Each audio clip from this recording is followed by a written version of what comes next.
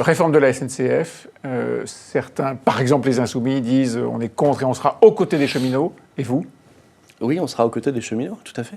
Moi, j'appelle Vous êtes contre cette réforme ? Bien sûr, j'appelle nos sympathisants, j'appelle tous les patriotes, même qui dépassent le cadre des patriotes, à aller manifester parce qu'il en va du service public.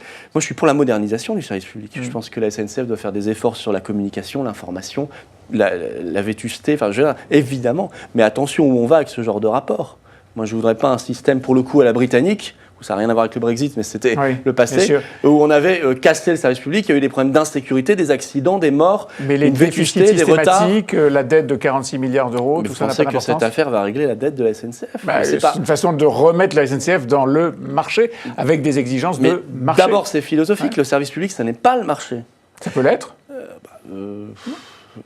non, enfin, écoutez, non, c'est pas la même logique. Par exemple, il y a la radio et une télévision de service public, ils sont dans le marché. Oui, mais ils doivent pas, mais ils ont des règles spécifiques sur la publicité, ils ne sont pas tout à fait soumis aux mêmes règles, c'est pas tout à fait la même chose. Et puis, si c'est pour fermer, comme le propose ce rapport Spinetta, des lignes, des dessertes rurales, si c'est pour arrêter d'investir dans le TGV, alors qu'il y a des villes en province qui attendent un arrêt TGV depuis 30 ans, ça va encore davantage désaménager le territoire. Or, on a besoin d'aménager le territoire. Moi, je suis pour la modernisation, mais pas pour tout casser.